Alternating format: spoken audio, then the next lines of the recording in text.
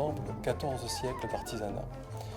Et cette particularité de la ville fait aussi son charme, c'est-à-dire que quand on visite la ville, et c'est le cas depuis le Moyen-Âge, depuis qu'on a la trace de ces premiers visiteurs de la Médina, eh bien, on a eu ces descriptions fantastiques des souks et de ces métiers, de ces artisans organisés sous forme de corporation, ce qui est aussi un héritage assez ancien qui remonte même à l'époque byzantine avec la fonction de mortaseb, c'est-à-dire des mines qui garantissaient la qualité de fabrication des différents produits.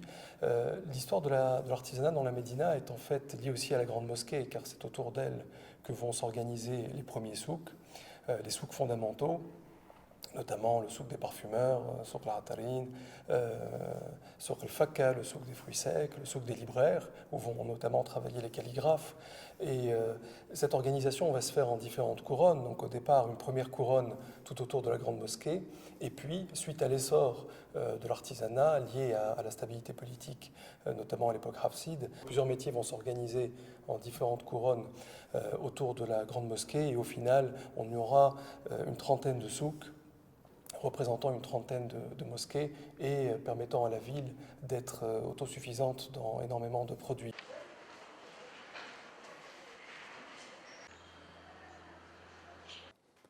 Je suis Zubair Mouahli, architecte urbaniste, responsable de l'association Sauvegarde la Médina, puisque depuis 2 ans je suis le directeur général de l'association, qui est une association très ancienne, créée en 1967 par la mairie de Tunis. Et l'association est une structure agitatrice d'idées et qui épaule la municipalité un peu dans toutes ses actions de promotion matérielle et morale des quartiers anciens. Donc, elle a développé une stratégie durant toutes ces années concernant la revalorisation un peu du bâti ancien et puis l'amélioration de la qualité de vie des habitants. Nous nous intéressons au patrimoine bâti, mais aussi un peu au patrimoine immatériel. C'est pour ça que nous sommes partie prenante d'un projet qui s'appelle le projet Medneta, qui est un réseau culturel méditerranéen pour la promotion de la créativité dans les arts, dans l'artisanat et le design pour la promotion et la régénération des quartiers et des centres historiques. Et ce projet, il vise à promouvoir le dialogue transfrontalier, dialogue culturel, dialogue économique, etc., entre les 2 rives de la Méditerranée et un peu à promouvoir la créativité dans donc ces domaines de l'artisanat et des arts et à créer des synergies entre les différents partenaires.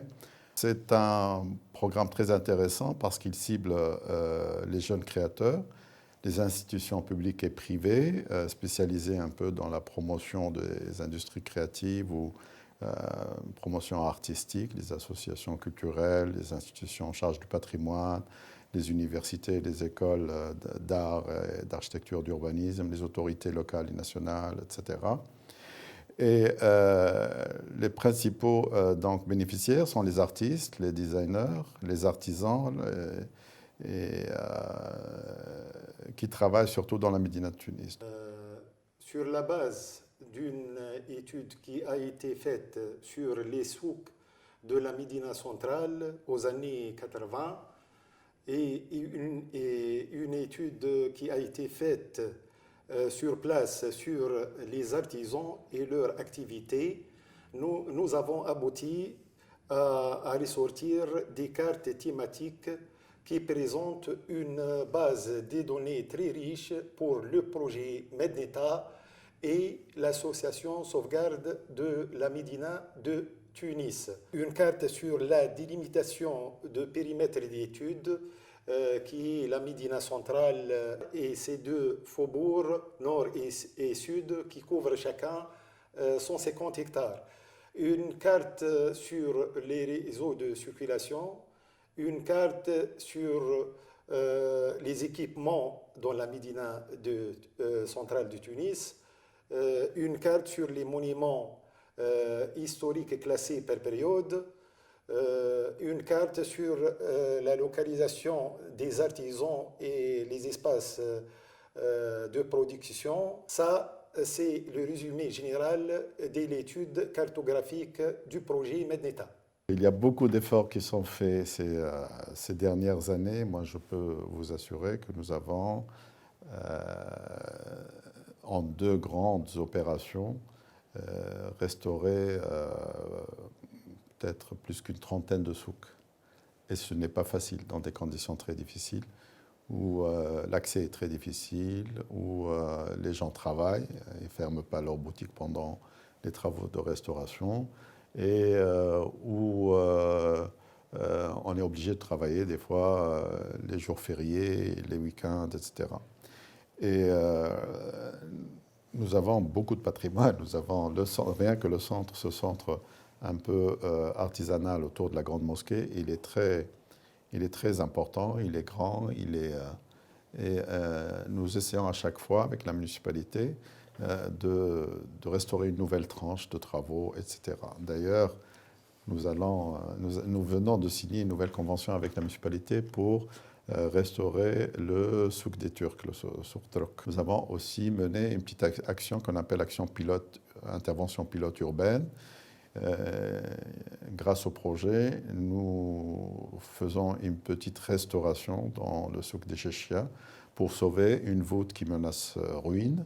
Et c'est une activité qui nous a permis, entre autres, de faire une étude sur plusieurs monuments qui sont dans un état de dégradation assez grave et d'attirer l'attention un peu des autorités locales sur la santé de ces monuments et la nécessité de les prendre en charge. I'm Professor Antonia Moropoulou from the National Technical University of Athens, head of the Laboratory for Materials and Conservation Interventions.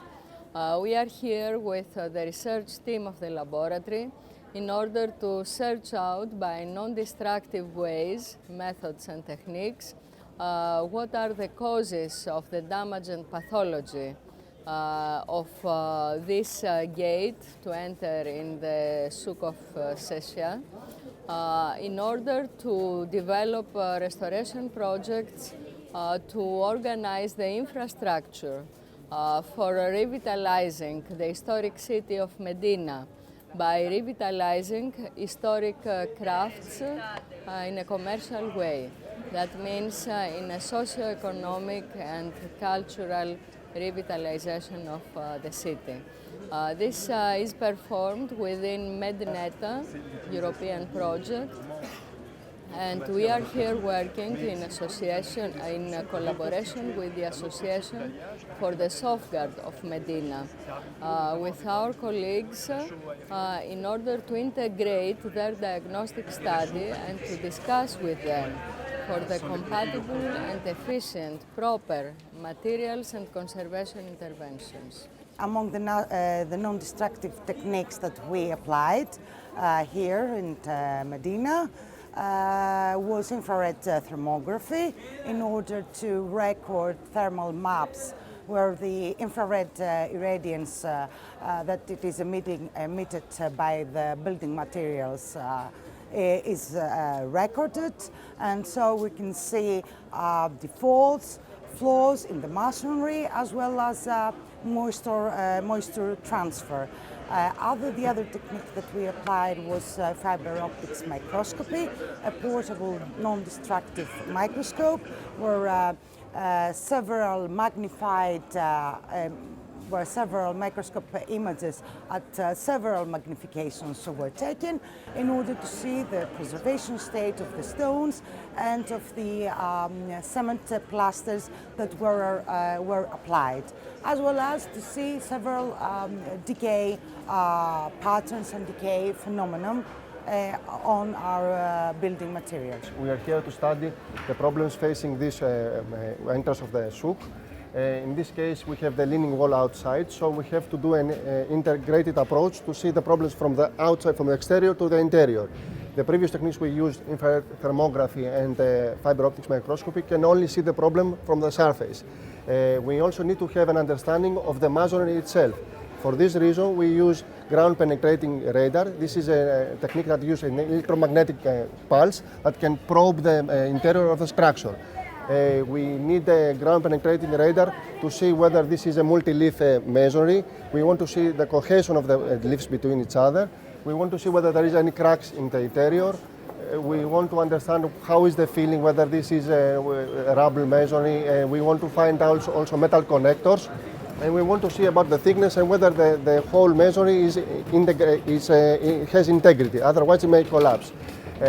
Another technique we use is the Schmidt hammer. This is a non-destructive technique that can give us an estimate of the strength of the masonry. It's a surfacial technique, but it can give us an estimate of the strength of the whole masonry. في الجزء الأول من المشروع عملنا مسح ميداني، لقينا فيه فوق 500 حرفي في المدينة، مدينة تونس الوسطى، واللي هما يشتغلوا في أكثر من 20 حرفة. حافظ بليش، شواشي، عندي ما يقارب 15 عام في المهنة هذه. تعلمتها على والدي الله يرحمه الطيب البليش، وشوية على بعد خويا معناتها كملت معاه. دونك تعجبني المهنة هذه خاطر معناتها شيء معناتها نقولوا نحن الأصالة متاعنا هذيا، وأني لتو الحمد لله نمارس فيها بكل معناتها فما شوية صعوبات مي الحمد لله مقتنع بها.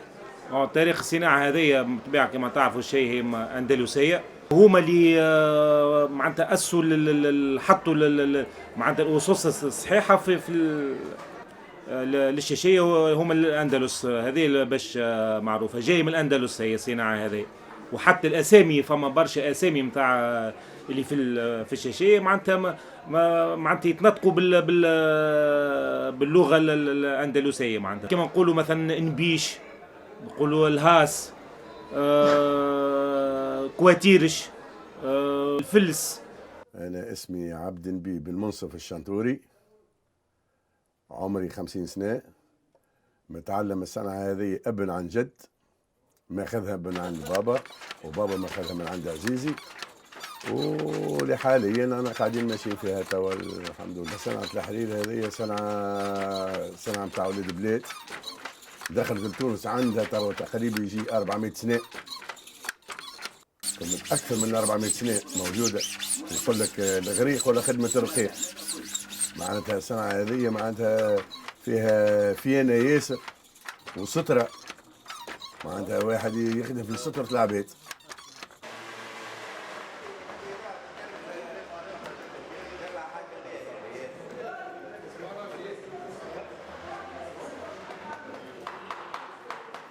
أنا حرفي اسمي زياد الخضراوي، عمري 30 سنة، عندي 16 سنة من نمارس في النشاط هذا، اختصاص البلغة وجلود وحدي. مكتار الشلبي، من مواليد 57 بعد الاستقلال. عم مكتار البداية نتاع الصنعة نتاعي من اللي أنا صغير، كنا نقراو في المكتب قبل يحصرونا في حانوت البرانسي، والبرانسي شكون؟ هو عمي. وكما قلت احنا وانا اللي حبيتها من اللي انا صغير الصنعة هذيا، نشوف كيفاش العباد تترز صناع عرف صناع عمي، اللي حبيتها الخدمة هذيا. دخلت في دومان اخر نتاع السوايغية، نتاع لعبت الكورة قبل طامع كما نقولوا الجمعيات كانوا يبدا جوار ممتاز يدبروا له خدمة في تونسار في بنك في كذا. هي درت الخيوط هذوما الكل ورجعت للصنعة. كي رجعت لها الصنعة حبيتها برشا، غرمت بها بالكدا. وزيد عمي اللي صناعي هو اللي زاد وريني كما نقولوا القواعد نتاعها بالضبط واسرارها الصنعة هذه. والحمد لله مغرومين بها الصنعة ونخدموا فيها، وتعرفنا على ناس وعرفتنا بالناس، فهمت، ونخدموا فيها بكل حب. نقولوا احنا بإتقان. التاريخ هذا نقولوا احنا نتاعها قديم برشا، كانوا هي اصلها الصنعة هذه اتراك جابوها، ومن بعد دخلت بها زاد اليهود في السوق في المدينة نتاعنا العربي. اليهود كي دخلوا يخدموا الكسوة مش كيما الجبة، مش كيما الكسوة هذه تلقى البدعية اللي انا لابسها هذه، ومنها بدعية اخرى فيها سدرية، فيها المنتانك اللي مطروز بيديه، هذيك كانوا قبل يخدموها اليهود، فهمت. والاتراك عملوا الجبه هذيا وعملوا لباس اخر اسمه الاحناف، لباس الاحناف، وفما اللباس المالكي، هما المذاهب نقولوا احنا كل مذهب تلقى عنده اللبسه نتاعو، موجودين راهو في تونس ونخدم فيها انا.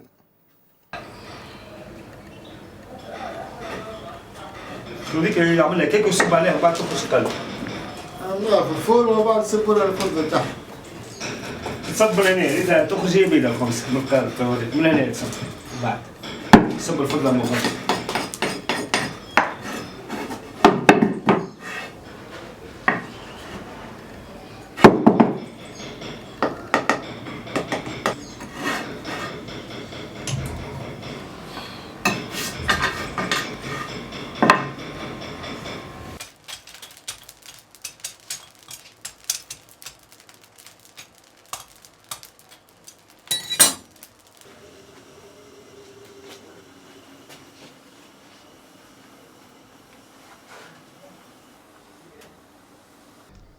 الصنعة التقليدية هذه فهمتني، من هنا تبدا خدمة الخمس والفضة بصفة عامة والذهب والنحاس، من هنا تبدا معناها تبدا من التوظيف والصبين معناها يدور صبين.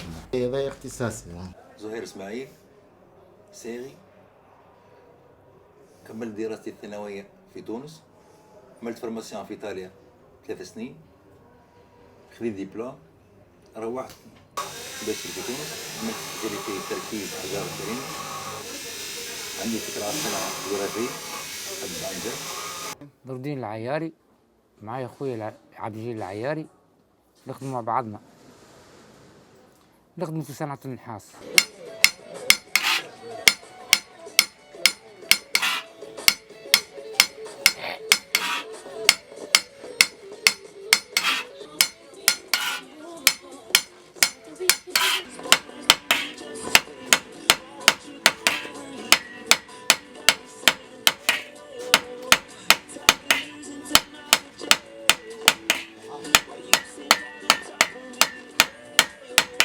عندي 45 سنة وخويا عنده 42 سنة، وهذيك الخدمة متاعنا من الصغر، وقتها نقرا نهرب من المكتب ونجي نخدم مع خالي حتى لين تعلمت الصنعة.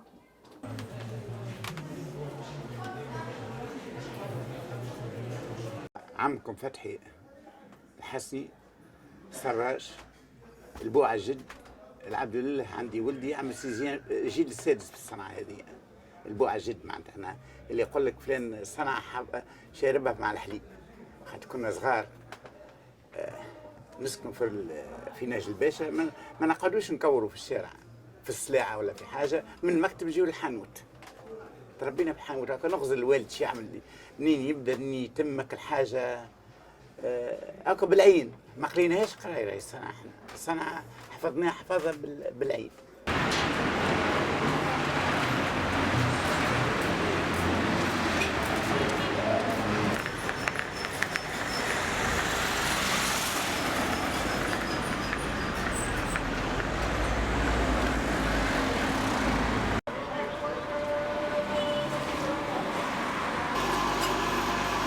هذا يتسمى مجمع، يجمع الفحم.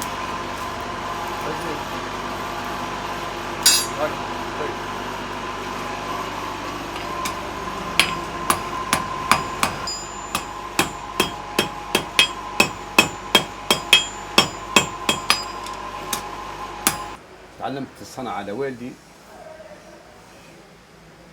ملي عمري 14 سنة، تو عمري 53 سنة. أول ما تعلمت كنا ناخذ الحديد نبدا ندرسي فيه.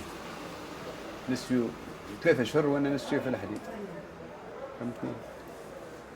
باش تاخذ اليد على المطرقة من بعد تولي من أي حاجة تنجم تخدمها. اليد ديكوراتيف أكثر من واحد.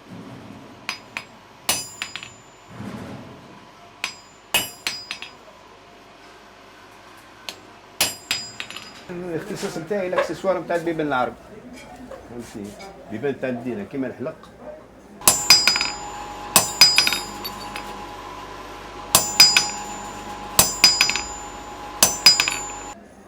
كيما المسمار، فهمتني؟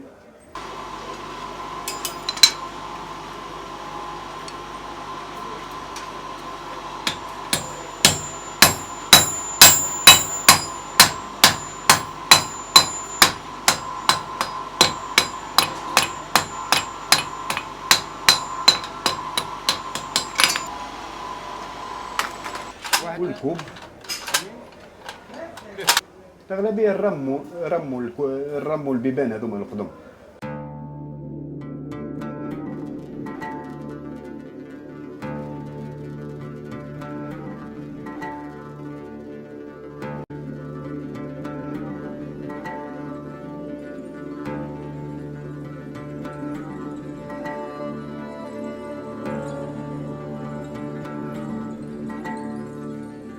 في التراث المعماري معناتها واضح انه فما اكثر من حرف معناتها يتلقاو مع بعضهم باش يخلقوا فضاء فضاء معناتها فيه فنون عديدة ومعناتها من وحي التراث.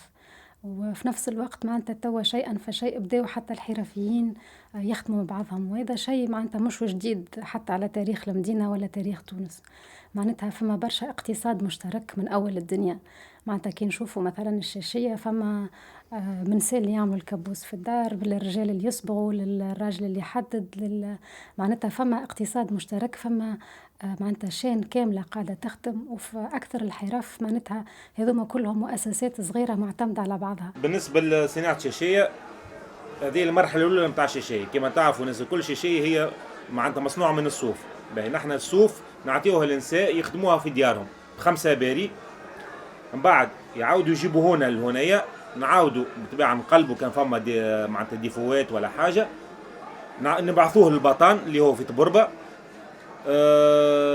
بعد البطان يمشي للعالية، العالية تجينا في شكل هذايا، بعد البطان تجينا هكايا، يمشي للعالية باش يتقردش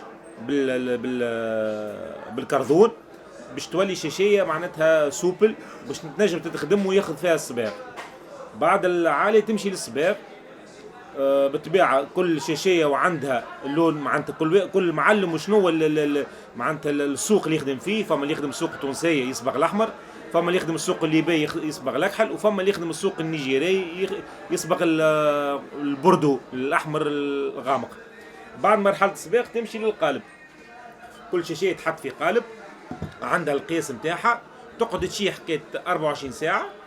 من بعد نعاودوا نحن نقلبوها هنايا في الحوانت نتاع الشواشية، تعاود تتقلب تنحى كان فما ديفو ولا حاجة. من بعد تمشي المرحلة الأخرانية هي مرحلة خدمة مع الفينيسيون، خدمة الأحمر.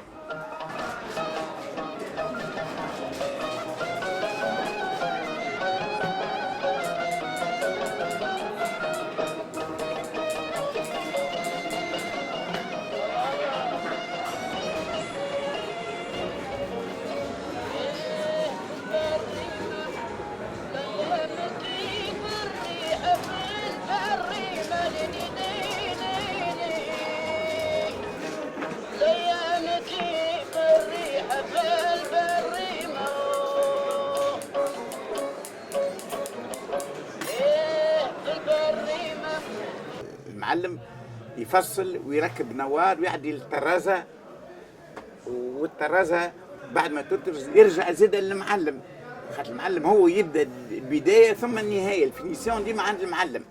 بقى صناع القلفات كل واحد يخدم، اللي يبشمر واللي يعمل صارمة يصارم، الواحد يعمل صارمة، وهذيك القرابسي باش يخدم القربوس، الحداد باش يعمل المور ويعمل الركابات. فما برشا كانوا السراج يتبعوه 6 7 8 خدامة يخدموا معاه في جرته. صراحة المرحلة هذه المرحلة الأولانية يجينا الأحرير من برا، يجينا في نوع يتسمى نوع بالشماعة نتاعو، خسالي زنار يتسمى. أنت تاخذ الكيلو تعطيه للسباغ يرجع لك من الكيلو 750 جرام. تاخذوا انت الكيلو هذاك تحولوا تعطيه للحوال باش يحولوا يحطوا في قنانة، ومن بعد من الحوال باش يحطوا في الجعبة. الجعبة كيف هكايا فهمتني. من بعد باش يجي في النسق كيف هذايا باش ينجم يتعدى على للخدام. وفما مرحلة أخرى من السباغ يتعدى للسداي، ومن السداي يتعدى للمشاط، ومن المشاط يتعدى ليانا لهنا. معناتها فما مراحل كبيرة. ما عندك الصنعة هذه كيف نقول لك أنا تخدم في آلاف العباد، صدقني تخدم في آلاف العباد. ما عندها تخدم في اللي يجيب في الحرير، تخدم في السباغ، تخدم في السداي، تخدم في المشاط، وتخدم في الحواجي، وتخدم في الدوارجي وتخدم في القلفه اللي يخدم الاخرين اللي يخرج لك القطعه نتاع الحرير. 7 من الناس ولا معلم نتاعهم 8 من الناس. ما عندها باش تولي قطعه الا ما تتعدى على 8 من الناس. La spécificité des métiers, ce qu'on appelle la spécialisation des souks, est un élément essentiel. C'est-à-dire que, contrairement à ce que l'on peut penser aujourd'hui, où règne l'époque du prêt-à-porter culturel et du marché global, la ville de Tunis s'organise différemment, elle a le droit historique de s'organiser différemment. On a des souks spécialisés qui réunissent les représentants des corporations. C'est-à-dire que vous trouvez un souk comme le souk des Celliers qui compte à peu près 78 boutiques et qui regroupait l'ensemble des maîtres celliers les plus affluents de Tunis, qui fabriquaient parmi les plus belles salles d'apparat au monde. Il n'y a aucune raison pour que ce souk soit détérioré par l'arrivée d'autres métiers ou d'autres spécialités. Malheureusement, c'est le cas aujourd'hui.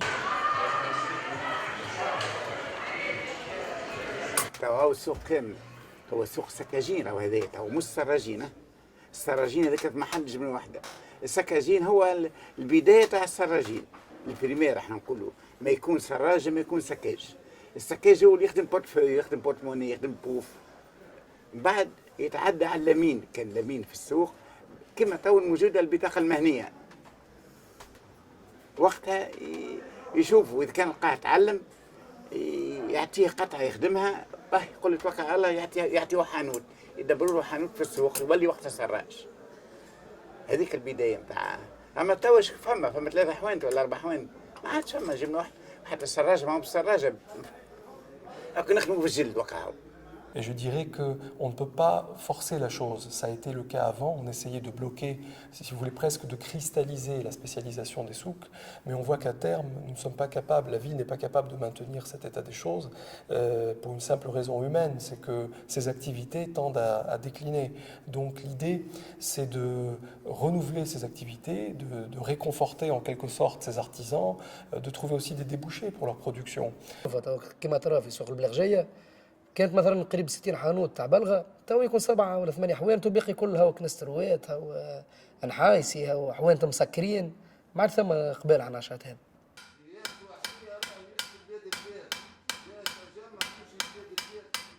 وتوا هنا في سوق النحاس قعدتوا كان زوج صناعي كمون و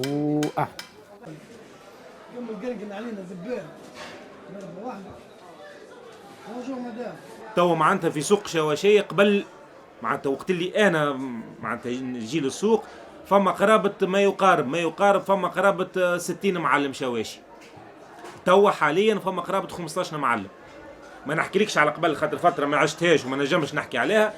اما كي تشوف توا حال الشاشية المشكلة الوحيدة كونه نقص في اليد العاملة. معناتها توا بالنسبة للشباب هذه حاجة ما عادش يحبوا يخدموا الشاشية على خاطر يقول لك المصوار شوية. صحيح هي فما في حالات نجم تصور برشا وفي حالات نجم تصور شوي يحب لها برشا صبر ويحب لها صنعة. برشا ناس الله يرحمهم كما الشايب توا 2003 بابا توفى 2003 فما برشا صناعية توفاو توا فهمتني ولات بقلة وبقلة شكون يحب يخدم حتى ولاد صغار ما يحبوش يخدم. ما نعرفش من يسخ ومن الواحد هي متعبة الصنعة نتاعنا متعبة شوية. Il y a certains problèmes concernant les métiers eux-mêmes parce qu'il y a des métiers qui n'arrivent pas à résister un peu au changement carrément. Il y a des métiers qui n'ont pas innové. Justement, on a parlé tout à l'heure de ce manque de collaboration entre artisans et designers qu'on voudrait développer pour arriver à de nouveaux produits aussi qui auraient un impact même en dehors des frontières de la Médina et de Tunis et de la Tunisie. Et il y a aussi certains problèmes d'approvisionnement, de matières premières, il y a la cherté de matières premières, etc. القطعه الفلانيه ولا السرج الفلاني ولا ما عادش هو هذا قربوس هذا الكركاس تاع السرج ما عادش شكون يخدمه. تمشي الحداد باش يخدم لك حديد المور تاع الحصان ما تلقاش كل حاجه ما فماش كل حاجه باش يخدم باش نحل نبيع الريح المراكب غير الولد ولدي بدل القلم على السرج التونسي خدم كل مده سرج فضه اعجوبه خدمه، ما فماش شكون يخدموا توا. مشى جايزه وعملوها جايزه في كونكور، مشى توا يخدم السوري، يخدم يتبع السوري جماعه ليكيتاسيون تاع الفروسيه، الحق يخدموا ويخدم معاهم. كانوا قطايع يجيبوا فيهم من فرنسا من بلجيكا، ولا هو يخدم فيهم وخير من غادي ورونتابل خير. ربي يوفق فيه معناتها، ربي يصلح رايه. جاب في الصنعه جابوا فاتنا، فماش تشجيعات، فماش شكون يشجعك، فماش من كل بلاصه، من كل بلاصه، لا ديوان ولا حتى يتعداو ساعه وزراء ويدخلوا لنا يقول لنا علاش هكا، نقول لهم احنا عباره على قرد في قفص، احنا نصوم دي سانج. كان الوالد يقول الكلمه هذه، بقى القرد 4 بيبان مسكرين واحنا 3 مسكرين، وبابك قدامي يفرجوا فينا المشي والجاي.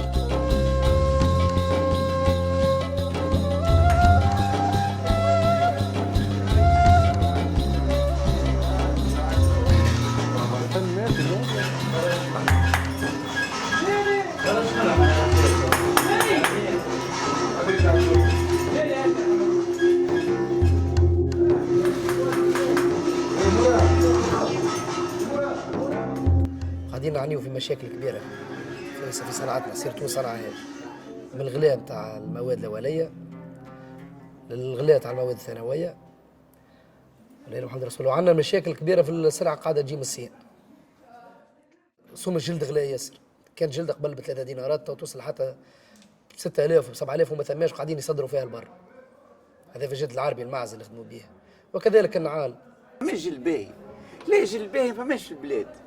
تو ينجموا العبد راك عينه باش يخدم، العبد يدبر يلقى، اما الجلد الكل يسقوا فيه لبرا، راهو يسقوا فيه نص خدمه، يسقوا فيه جلد يسقوا فيه نص خدمه، يهزوا فيه من اللي كانوا طرابلسيه في تونس لتوا، او يسقوا فيه لتوا يهزوا فيه. تو كي ترى في العيد البايع يذبحوا الجلود الملوحه، تقول بعد العيد باش الجلد يرخص نلقاوه ما نلقاش. والدبليور يجيو العلوش قاعدين يصدروا فيها من برا، وقاعده يغلي هنا في تونس. ديجا يعني صنايعي صغير ما عادش خالط باش يشريها نتاعو. والغلاء تاع الاشكاليه الثانيه تابع البترول، مثلا الغلاء نتاع الكول، غلاء بطبيعته ما نعرفش علاش هكا السبب هذايا. وعندنا حاجات اخرين نسميو كيما الصالبه، كيما التريبوانت، كيما القوم، قاعد يغلى. الحرفي ما عادش قاعد يخلط ياسر. والبلغه ديجا مش قاعده فيها طلب، قاعده في ركود تام. وحتى مثلا من ناحيه السياح ما يجيبوهمش، ثم المسلك السياحي، سوق البلغجيه تبع المسلك السياحي، يعديو فيهم على الجرون بازار، على اسواق اخرين، مش قاعدين يعدوا فيهم على البلغجيه. سوق منسي هذا، قاعد يموت سوق هذا. توا حاسيلو في العهد هذايا الله غالب، الصنعه هذيا مشات على الاخر، بدات تندثر. معناتها كيف نقول لك بقاو 4 كعبات، مش بالمثال، راهم 4 ما همش 5. معناتها 4 من الناس قاعده تخدم. فهمتني؟ هما برشا عائلات كانوا حريريه، ملي معناتها ما عادش فما الحرير، وما عادش فما شكون يجيب لنا، وما عادش فما شكون لاهبينا، وما عادش فما شكون اللي يراعينا، اللي هذا معناتها ما يلقاش باش يجي الحرير بحاجه. فما مشكل في السلع، وفما مشكل في الاستيراد تاع السلعه اللي الناس يجيبوها من غير معناتها يقيمها كما يحب هو. قبل كانت الديوان، كانوا ناس معنيين بالامر في الصناعات التقليديه يفهموا معنى الحرير، يجيبونها في نوع الحرير البريمه، من نوع احسن نوع. توا ولات الخوص هسه، انت تجيب والاخر يجيب والاخر يجيب على روحه، ما عندك كما يقولوا كالمثال، لكن الام هزت اولادها حطتهم في وسط البحر وقالت له فكر ولا فكر برا عن بحرك. يعد القليل يموت، واللي عنده شويه فلوس هاكا ينجم يقاوم، ما عادش باش يقاوم للاخر. القطاع مسكر والسوق ظريف والتجاره ماهيش حره، مربوطين بكميات ناخذوها من البنك سنترال معينه ولا كميات نتاع الذهب القديم المستعمل نعاودوا نخدموه. والقطاع ما حبش يتحرر، حابين نحرروه، طالبنا كل حكومه تعدي الحكومه الاخرى وكل وزير يعدي الوزير، والقطاع يمشي من وزير على 4 وزارات، للبنك سنترال، للماليه، للصناعه التقليديه، للاقتصاديه، وزاره الاقتصاد، وما لقينا حتى حل. كل واحد ما يحبش ياخذ ملف. الحاجه كريمه عندنا العائله نتاع الكوريندان اللي فيها زفير بلو والليمراد والزمرد، والحجر الكريمه ديامونت اللي فيه ديامونت وفيه الشيشخان. هذوما ما عندناش الحق باش نوردوهم. اذا كان باش توردوهم ما يعطيكش سيزون دابورتاسيون وتخلي سيزون دابورتاسيون نتاع 400%. معناها يشجعك ويلزمك باش تخدم القديم والا باش تخدم في السوق السوداء. يخرب الاقتصاد لا الدوله تربح لا نحن نربح. ذهب غلا برشا، وكل ما تخدم قطعه فيها بيرت. البيرت قبل كنت الجرام ب 13 ب 14000 ما تحسوش كي تجيك حتى جرام ولا قطعه باش تخسر فيها جرامين بيرت نتاعها 20 30 دينار. تو الجرام يتكلف 55 دينار. فيها جرامين بيرت اللي بيرت ما عادش ديسبارو، معناها يمشيو يتناول في الهواء. 100000 باش تلقى لهم على القطع. والقطاع متضاربين فيه زوز دو بول، الصناعي والتاجر. التاجر يجبد الروح وماهوش موافق مع الصناعي، والصناعي يقول لك كيف يحر انا صناعي وتاجر فين الواحد. كيف يحر ويقول لك انا باش نخدم ما عادش باش نموت. وهذاك علاش قد الدوله لا منا لا منا. فما مشكله الترويج، فهمني، هي مطلوبه راهو كشاشيه راهي مطلوبه.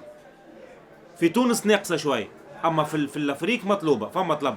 مي نحن الامكانيات نتاعنا زاده معناتها على قدها، معناتها قاعدين نحاربوا بالمجهود نتاعنا الخاص.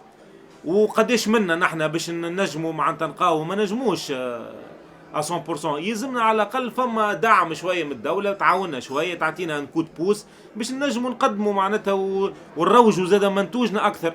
Vous savez, la plupart des jeunes artisans sont très heureux de faire ce métier. Ils sont très heureux en pratiquant un métier manuel.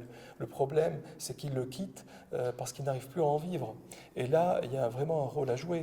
Ce rôle-là peut passer par des initiatives de mise en valeur de la production. Pour vous donner un exemple assez amusant, vous remarquez comme moi quand vous regardez des films anglais que, par exemple, les gardes du Palais Royal ne portent pas le ridicule béret à casquette, à visière, mais bien la coiffe locale. Il n'est pas normal que dans les tenues d'apparat d'un État aussi ancien, d'une institution aussi ancienne, on ne porte pas la coiffe nationale qui est la chéchéia. Rien que ça permettrait de refaire revivre le souk. Et ces applications-là, on peut les développer à tous les niveaux. Au niveau des médailles, au niveau de la fameuse fâche, c'est-à-dire la bande de soie, le baudrier de soie que portent les mères. Il suffit qu'ils soient fabriqués dans les souks et plus importés d'Italie ou de Chine pour vraiment redonner vie à tout un pan de l'activité en Médina. Je suis sûr qu'une synergie entre les différents acteurs permettrait à la ville de Tunis en quelque sorte de renaître grâce à ces métiers, renaître aussi grâce à ces designers qui seraient invités à intervenir pour développer de nouveaux modèles et aussi contribuer à leur manière et selon leurs propres objectifs à maintenir ce savoir-faire. في المرحلة هذه في الحالية من المشروع قاعدين نحاولوا نبنيو مبادرات مع المؤسسات الداعمة والمؤسسات الحكومية المساندة للقطاع الفني الحرفي حتى نشوفوا كيفاش الفرص نساعدوا انهم يتنفذوا كيفاش الحرف اللي قاعدة تندثر كيفاش نحيوها. Mais la tendance aujourd'hui, peut-être, c'est de mêler la société civile à ces problèmes-là, justement. C'est pour ça que l'association, maintenant, elle essaie de contribuer à trouver des solutions. Et nous sommes très en contact aujourd'hui avec l'Office national de l'artisanat tunisien, chose qui n'était pas vraie avant. Et nous sommes arrivés à faire une convention. D'ailleurs, on a signé une convention avec l'Office grâce à ce projet où nous allons collaborer sur plusieurs points pour dynamiser un peu les souks, pour promouvoir l'artisanat. On a des idées dans l'air, un plan d'action qu'on va établir avec l'ONA Mais dans la Convention, déjà, on prévoit, par exemple, on parle d'un musée de l'artisanat qui n'existe pas dans la Médina. Nous parlons des journées de l'artisanat dans la Médina de Tunis et qui pourrait être quelque chose de très différent de la foire que nous connaissons, mais avec beaucoup d'activités culturelles, présentées autrement dans des espaces où on fait participer tout le monde, etc. Et aussi publier beaucoup de documents qui sont disponibles, beaucoup de travaux qui sont disponibles, qui n'ont jamais été publiés, par exemple, etc., pour faire connaître, pour promouvoir, pour faire avancer ces activités. وفما برشا حرف شفناهم حتى كان معناتها فما كمية باهية من الحرفيين اللي يخدموا فيهم، تلقى معناتها معدل العمر متاعهم فوق 50، فتبقى هما أشخاص اللي عندهم خبرة بركشي 30-40 سنة. فهما زادا باش نشوفوا كيفاش معناتها برنامج ممكن باش يا اما ندونوا المعرفة متاعهم او نحاولوا ان احنا نربطوا معناتها مع المؤسسات التكوين المهني باش ندخلوا الحرفة هذيك كقطاع في التعليم التكوين المهني.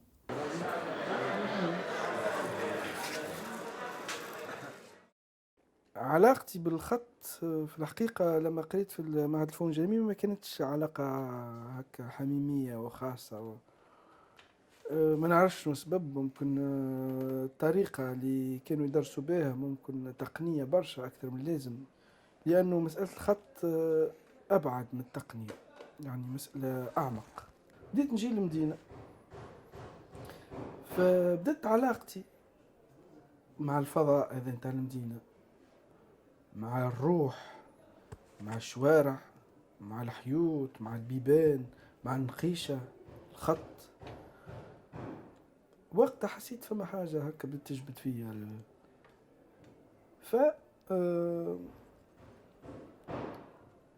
قررت باش نمشي نقرأ في معهد المركز الوطني لفنون الخط، باش نقرأ الخط هذا بالذات اللي هو الخط المغربي نسبة للمغرب العربي، لكن هو كتوانسة أقرب الخطوط لينا. يعني حسيت فما علاقة بيني وبينه هكا خاصة شوي. دخلت قريت.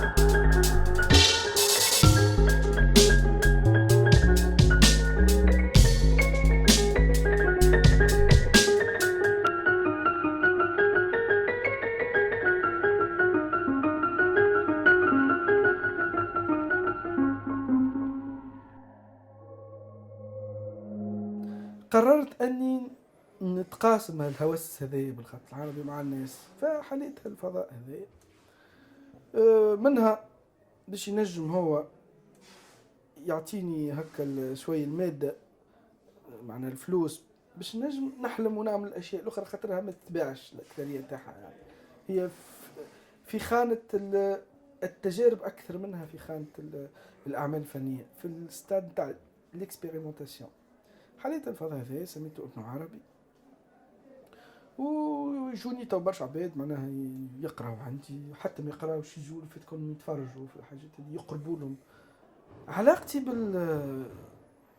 بالشيء اللي نعمل فيه يعني فيه فلسفة واضحة. هو بالنسبة لي المحافظة على التراث أو علاقة الشيء اللي نعمل فيه بالنسبة للتراث هو في صلب الحفاظ على التراث، لأنه إذا كان نجي نكتب الخط كما ابن مقلة كاني ما عملت حتى شيء. أنا جيت شيء تعمل 7 ولا 6 قرون التالي جيت نعاون فيه بالضبط. كاني معناها أنفي نفسي معناها مانيش موجود، فنعمله بالحوامل الموجودة في القرن 21، بالعقلية تاع القرن 21، بالمواد، بالتجارب الجديدة بهذا الكل، فأعطي لهذا الخط الإمكانية أنه يتنفس النفس أو الهواء نتاع القرن 21، وفي نفس الوقت هو كخط يضفي أكثر جمال وأكثر إمكانيات للقرن 21. Nous avons rassemblé des designers, des artisans, des artistes, etc. Et c'était des jeunes gens à former par des formateurs qui étaient venus de Grèce et d'Italie. Et c'était très très intéressant parce que ça a un peu sensibilisé à plusieurs points. D'abord la collaboration nécessaire entre les artisans et les designers. Aussi la nécessité pour les deux d'être entrepreneurs et entreprenants, et puis aussi d'être à l'écoute de ce qui se passe à l'étranger et d'être ouvert un peu sur les expériences internationales à l'échelle globale. Et c'est très bénéfique, et suite à cela, nous allons continuer d'ailleurs à travailler avec ces jeunes designers et artisans, etc., pour un autre projet, dans le même cadre de Medneta. C'est la réalisation d'un produit de design pilote qui sera récompensé, etc. Il y aura une compétition entre les différentes villes, etc.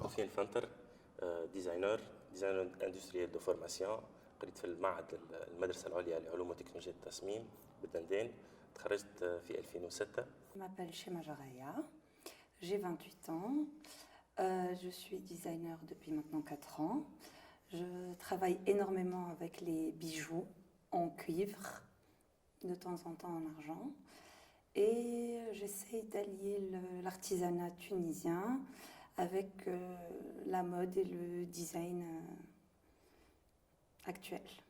أنا سورتو نتعامل مع خدمة اللوح، مع خدمة النحاس، مع البيجوتيي، مع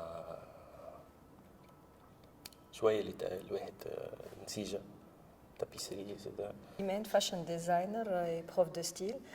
Ça fait 15 ans que j'enseigne وكل عام avec les élèves ديما je tiens باش يخدموا les projets fin d'études نتاعهم يدخلوا le patrimoine tunisien.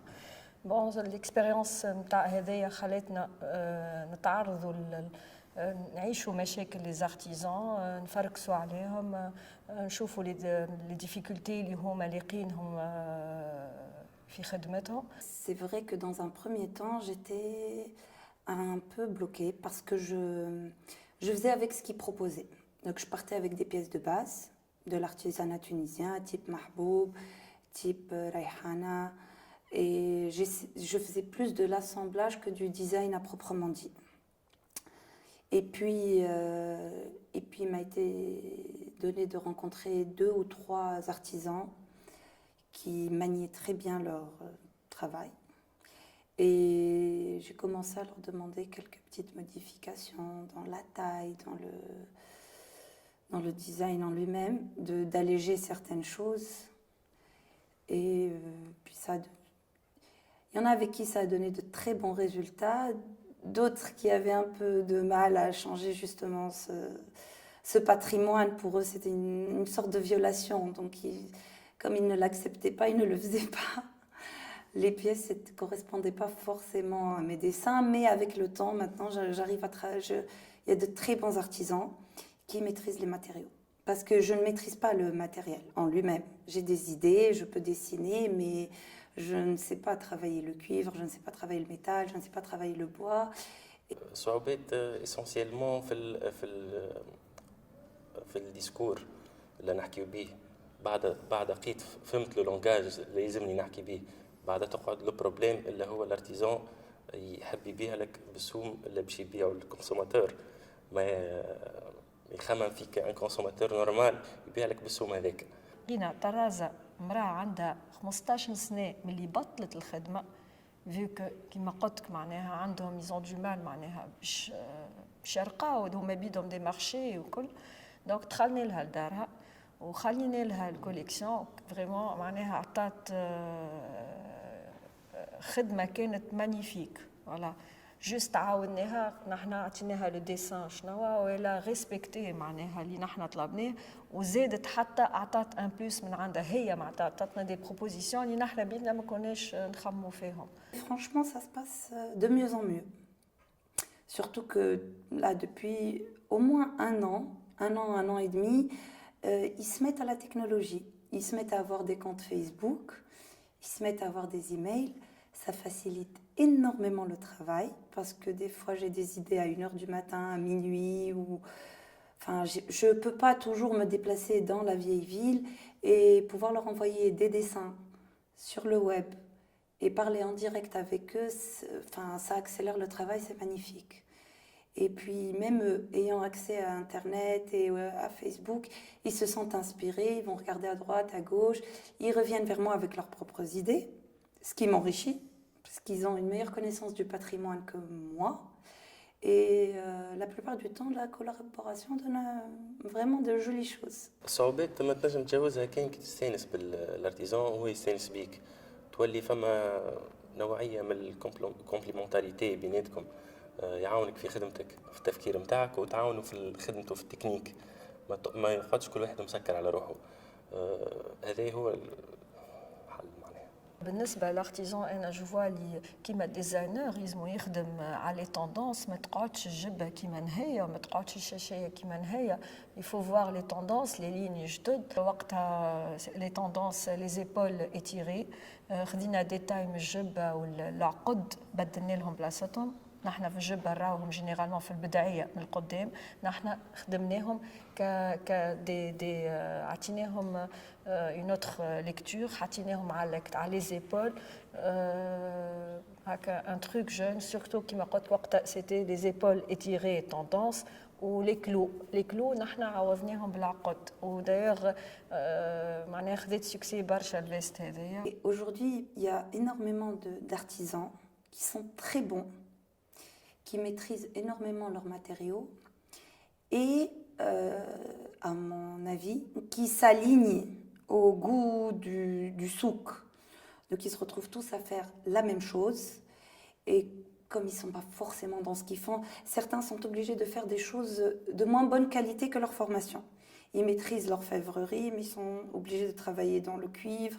Ils travaillent le cuir comme de très grands tanneurs, mais ils sont obligés de faire des petites besaces pas chères. Du coup, ils ont de moins en moins de clients et on a une uniformisation du souk. Si ils se mettaient à travailler plus avec des designers, je pense qu'ils pourraient créer des produits comme avant, mais réellement créer leur propre modèle, qu'ils n'aient pas tous les mêmes modèles. Je pense qu'ils pourraient aussi varier, c'est-à-dire qu'un même artisan peut se permettre d'avoir quelques pièces coûteuses et de très bonne qualité, d'autres moyennes et d'autres pas chères pour pouvoir toucher le public. Un designer ما ينجمش يعمل un produit moderne ou occidental بالجرافيزم تونيزيان لا يلزمو يخدم بالواحد مع الكونسوماتور التونسي مع لي زابيتود نتاعو لي تراديسيون نتاعو هذيك باش نجم تقدم الارتيزانا ولازمنا نستغلوا نقاط القوه نتاعنا. الارتيزانا في تونس محتاجه لسفل جديد لازم لي جون هما اللي باش يطلعوها و اون كولابوراسيون مع لي زارتيزون وحدهم ما نجموا يعملوا حتى شيء ولي ديزاينر وحدهم ما يعملوا حتى شيء. لازم نوصلوا كويرونس وتفاهم كبير بين الزوز باش نحققوا المطلوب هذا. Le projet prévoit dans la deuxième année donc la création d'une base de données, d'un laboratoire virtuel bien sûr avec tous les résultats de ces opérations sur le terrain et puis certainement une exposition itinérante et surtout un échange entre les différents partenaires. Vous savez, nous on a peut-être encore dans les villes du Sud encore le savoir-faire artisanal, mais les villes du Nord peut-être ont développé beaucoup plus le côté, disons, technique et technologique, et on voudrait mettre en contact un peu ces deux aspects pour promouvoir donc ces industries culturelles en rapport avec la régénération urbaine et en rapport avec les éventuels bénéfices que ça pourrait apporter aux habitants de ces quartiers historiques.